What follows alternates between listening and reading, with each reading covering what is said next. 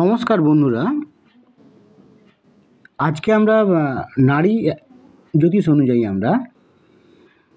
আমরা no marriage বা separation বিবাহের ক্ষেত্রে এই ধরনের একটা অবস্থা তৈরি হয় বা বিবাহ পরবর্তী জীবনে বোঝাপড়াটা একেবারে চূড়ান্ত খারাপ পর্যায়ে পৌঁছে যায় অনেক সময়, এবং তখন আলাদা হয়ে যাওয়াটা একটা অনিবার্য হয়ে পড়ে।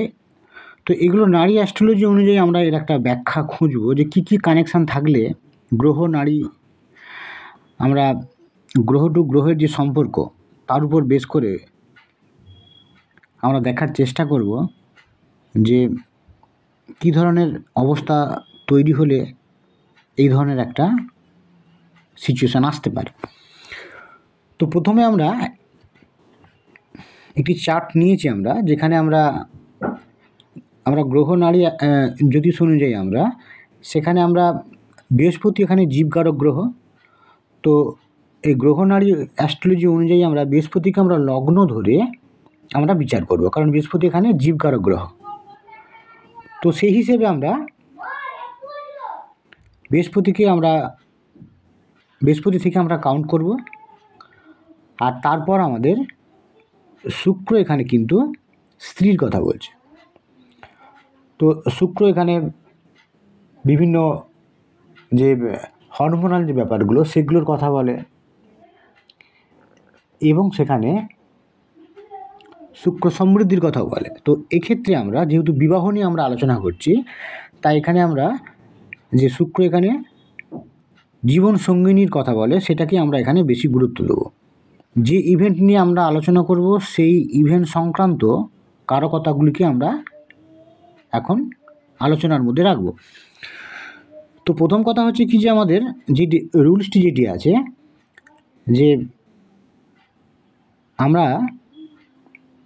বৃহস্পতি থেকে আমরা যদি দেখি যে শুক্র চতুর্থ ভাব, ষষ্ঠ ভাব, অষ্টম ভাব এবং দ্বাদশ ভাবে থাকে, তখন দেখা যায় কি যে বিবাহ ক্ষেত্রে একটা সমস্যার মুখোমুখি হতে হয়।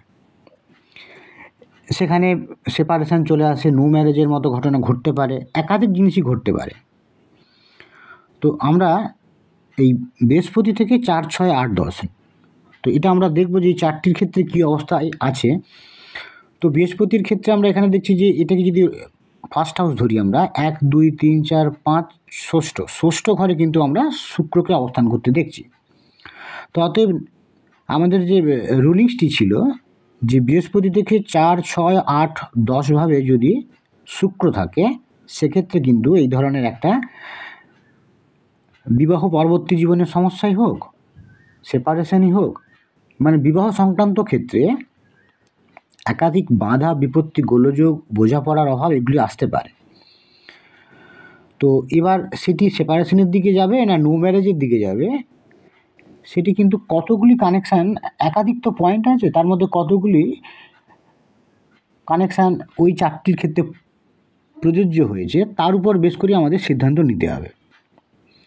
তো এখানে আমরা একটা পয়েন্টের কথা বললাম যে বৃহস্পতি থেকে যদি 4, 6, 8, 10 মানে যদি চতুর্থভাবে থাকতো, সেখানে আমাদের বৃহস্পতি থেকে আমাদের এই মকর রাশিতে তখন শুক্র থাকলেও কিন্তু এই জায়গাটা তৈরি হতো। তারপর ষষ্ঠভাবে তো আছেই শুক্র, অষ্টমভাবে মানে আমাদের এই বৃষ রাশিতে থাকলেও কিন্তু এই একই অবস্থা তৈরি হতো, মানে বিবাহ ক্ষেত্রে সমস্যা বা সেপারেশন বা নো ম্যারেজ। এর মধ্যে কোনটি ঘটবে সেগুলি আরও যে কানেকশানগুলি আছে সেগুলি এই চারটির ক্ষেত্রে প্রযোজ্য হয়েছে কি না সেটিকে দেখে আমাদের সিদ্ধান্তে পৌঁছতে হবে। ম্যাক্সিমাম ক্ষেত্রে যদি দেখা যায় যে এই ধরনের একটা প্রতিকূলতা আসছে, সেক্ষেত্রে দেখা যায় কি যে সেই কানেকশানটিকে সেপারেশন বা নো ম্যারেজের দিকে নিয়ে যায়। তো যে কোনো কানেকশান একটা জায়গায় থাকতেই পারে, তো সেক্ষেত্রে যদি কানেকশানটি জোরালো না হয়, তখন কিন্তু দেখা যায় কি যে বোঝাপড়ার সমস্যার মাধ্যম দিয়েই কিন্তু বিবাহ পরবর্তী জীবনে বোঝাপড়ার সমস্যা, এই জায়গায় একটা প্রবলেম হলো, সেপারেশন আর হলো না। নো ম্যারেজটার ক্ষেত্রে কিন্তু আমাদের মেনলি যে দেখা যায় কি যে একাধিক এই নেগেটিভ কানেকশান বিবাহ সংক্রান্ত ক্ষেত্রে পরপর আসতে থাকে একটি চার্টের ক্ষেত্রে। তো এখন আমরা এখানে দেখলাম যে বৃহস্পতি থেকে চতুর্থ কিংবা ষষ্ঠ কিংবা অষ্টম এবং দশম, এটা নয়, এই দশম ঘর। তো এই 4, 6, 8 আর 10 এই ঘরগুলিতে যদি আমরা দেখি শুক্র অবস্থান করে, তাহলে নারী অ্যাস্ট্রোলজি অনুযায়ী বিবাহ ক্ষেত্রে একটা প্রবলেম এখানে সূচিত করে। পৃথিবী কোন দিকে যাবে সেটা আরও বিবেচ্য বিষয়ের মধ্যে পড়ে। তাদের এটা আমরা একটু আগে বললাম যে বোঝাপড়ার সমস্যা, না নো ম্যারেজ হবে, না সেপারেশন হবে, সেগুলি এই ধরনের নেগেটিভ অবস্থার আরও অনেক কারণ আছে। আমি একটি কারণের কথা বলেছি, এছাড়া আরও একটি কারণের কথা আমরা বলবো। যদি আমরা দেখি যে যদি হয়তো দেখলাম যে বৃহস্পতি থেকে চতুর্থ, ষষ্ঠ বা অষ্টম বা দশম এখানে হয়তো শুক্র নেই, কিন্তু ষষ্ঠ বা অষ্টম ভাবের যে অধিপতি তার সাথে বৃহস্পতি সহাবস্থান করেছে, বা যে ট্রাইং যে অ্যাসপেক্ট আছে তার মাধ্যমে আবদ্ধ হয়েছে, তখনও কিন্তু এই ধরনের একটা অবস্থা হতে পারে।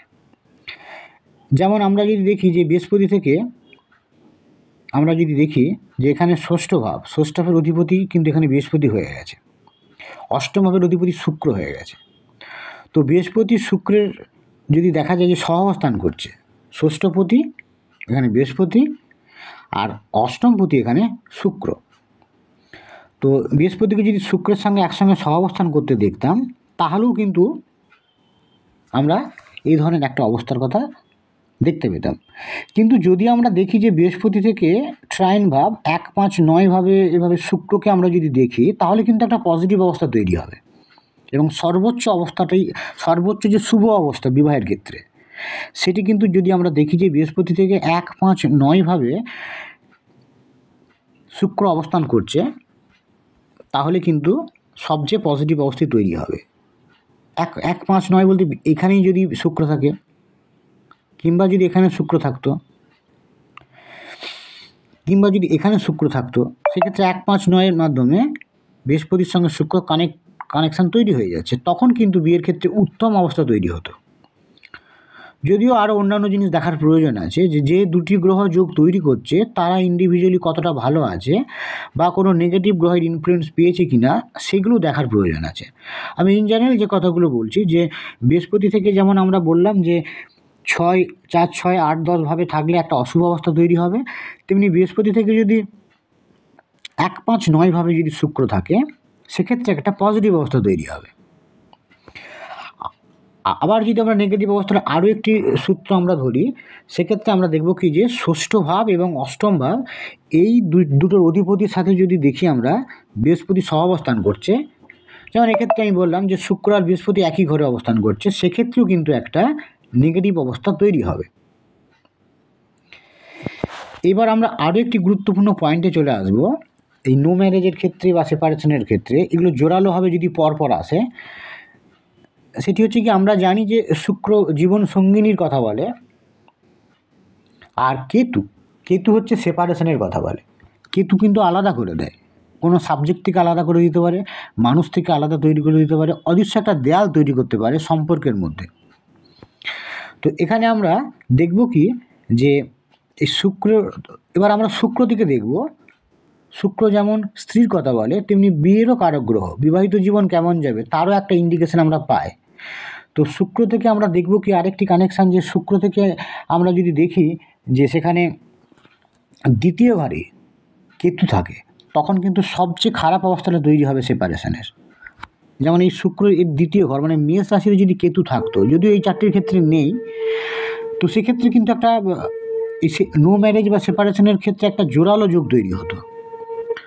এখানে আমরা দেখতে পাচ্ছি কি যে 1, 5, 9 মাধ্যমে শুক্র থেকে কেতু নেই, 3, 7, 11 যে আমরা আরেকটি যে কানেকশান আছে 1, 5, 9 বলেছি যে সবচেয়ে বেশি পজিটিভিটি পাওয়া যায় যদি গ্রহগুলি শুভ হয়। তো এখানে একটা কানেকশান তৈরি হয়েছে, শুক্রের সাথে কেতুর কানেকশান তৈরি হয়েছে। তো কেতু যেহেতু এখানে একটা নেগেটিভ গ্রহ, সেক্ষেত্রে অ্যাসপেক্টের মাধ্যমে তৈরি হলে এখানে কিন্তু নেগেটিভ ফলই দেবে, তবে ফলটা দেওয়ার পার্সেন্টেজটা একটু কম হবে, কারণ এখানে 3, 7, 11 মাধ্যমে আবদ্ধ হয়েছে। এটি 3 নম্বর ঘর, 7 নম্বর ঘর এবং 11 নম্বর ঘর হচ্ছে এটি। তো এখানে আমরা যদি দেখি যে শুক্রকে আমরা কেতুকে সংযোগ করতে দেখেছি 3, 7, 11-র মাধ্যমে। তো এটিকে আমরা দেখি 3, 7, 11 যেটা 70 থেকে 75% মতো রেজাল্ট দেয়। যদি ভালো কানেকশান তৈরি করে, শুভ গ্রহের সাথে কানেকশান তৈরি করে, তাহলে 70 থেকে 75%ই শুভর দিকে যাবে, শুভ অবস্থার দিকে যাবে। আর যদি আমরা দেখি যে এখানে একটা নেগেটিভ গ্রহের সঙ্গে সংযোগ তৈরি হয়েছে 3, 7, 11, তাহলে ওই নেগেটিভ অবস্থাটাও কিন্তু 100% না হয়ে 70 থেকে 75%-এর মতো একটা নেগেটিভ অবস্থা তৈরি হবে। এক্ষেত্রে কেতু একটা নেগেটিভ অবস্থা তৈরি করবে বিবাহের ক্ষেত্রে। শুক্র এখানে তৃতীয় ঘরে কেতুকে ফেস করছে, এটা কিন্তু একটি বিচ্ছেদের কথা বলে, সেপারেশনের কথা বলে। তো এই 4টির ক্ষেত্রে কিন্তু আমরা দুটো যে আমরা গুরুত্বপূর্ণ যে আমরা কানেকশানের কথা বললাম, যে বৃহস্পতি থেকে 4, 6, 8, 12-তে শুক্রের অবস্থান, সেটি বোঝাই আছে। 6 নম্বরে শুক্র আছে এবং শুক্রের পরের ঘরেই হয়তো কেতু নেই, দ্বিতীয় ঘরে নেই, তাহলে আরও কঠিন অবস্থা তৈরি হতো সেপারেশনের ক্ষেত্রে, বা নো ম্যারেজও হতে পারতো। তো এখানে কিন্তু শুক্র থেকে 3, 7, 11-র মাধ্যমে, এটাও তো একটা অ্যাসপেক্ট, সেই অ্যাসপেক্টের মাধ্যমে আবদ্ধ হয়েছে। যেহেতু কিন্তু নেগেটিভ প্ল্যানেট, তাই 70 থেকে 75%-এর মতো একটা অশুভ অবস্থা দেখা যাবে বিবাহ পরবর্তী জীবনে, বা তাদের ক্ষেত্রে বিবাহ পরবর্তী জীবনে সেপারেশনের ক্ষেত্রে একটা সেপারেশনের মতো একটা অবস্থা তৈরি হবে। তো এখানে দুদিক থেকে আমরা দেখলাম যে এখানে একটা নেগেটিভ অবস্থা তৈরি হয়ে আছে এই 4টির ক্ষেত্রে। তবে অতএব এই নারী অ্যাস্ট্রোলজি অনুযায়ী আমরা বলতে পারি কি, যে এই যে 4টি নিয়ে আমরা আলোচনা করছি, এটি কিন্তু একটি সেপারেশনের চার্ট, তারা আলাদা হয়ে গেছে এবং তাদের বিবাহিত জীবন খুব দুঃখময় ছিল। এবং তার আরও একটি কারণ হচ্ছে কি, যে শুক্রকে আমরা জানি কি, যে শুক্র হচ্ছে একটা হরমোনাল ব্যাপারের কথা বলে, একটা লিকুইড শরীরের মধ্যে একটা রোমান্সের কথা বলে। তাকে আমরা দেখতে পাচ্ছি রবির সঙ্গে সহাবস্থান করেছে। তো এটা একটা নেগেটিভ অবস্থা। শুক্রের মধ্যে যে রসায়নটা থাকে, সেটা রবির সংস্পর্শে এসে সেখানে কিন্তু তার রসায়নের পরিমাণ অনেক কমে যাচ্ছে, এবং সেখানে শুক্র রবি থাকলে দেখা যায় কি, যে এগুলোর মধ্যে একটা বোঝাপড়ার ক্ষেত্রে একটা খুবই খারাপ অবস্থা তৈরি হয়।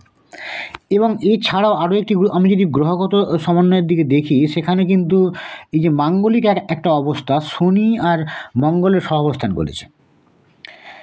তো শনি মঙ্গলের সহাবস্থানটাও কিন্তু বিবাহ পরবর্তী জীবনের ক্ষেত্রে একটা নেগেটিভ অবস্থা আনে। এখানেও কিন্তু যে সেখানে দেখা যায় যে বোঝাপড়ার ক্ষেত্রে একটা খারাপ অবস্থা তৈরি হয়। তো এই 4টির ক্ষেত্রে নারী অ্যাস্ট্রোলজি অনুযায়ী অ্যাসপেক্টের মাধ্যমে, বা 2, 12, বা সেখানে 3, 7, 11, বা ট্রাইন অ্যাসপেক্ট, যাই হোক না কেন, তো সেখানে যে ধরনের কানেকশানগুলো আমরা দেখলাম, সব জায়গা থেকে কিন্তু একটা নেগেটিভ অবস্থা আসছে, এবং এটা কিন্তু তাকে সেপারেশনের কথা বলছে। এবং বিবাহ পরবর্তী জীবনে এই 4টির ক্ষেত্রে কিন্তু আমরা দেখেছি যে বোঝাপড়ার ক্ষেত্রে সমস্যা হয়েছিল প্রথমটা, তারপরে তাদেরকে সেপারেশনের জন্য যেতে হয়েছে, এরকম একটা অবস্থা তৈরি হয়েছিল। তো আজ এই পর্যন্তই থাক। ভবিষ্যতে আমরা আবার অন্য কোনো চার্ট নিয়ে আমরা আলোচনা করব। ভালো থাকবেন, নমস্কার।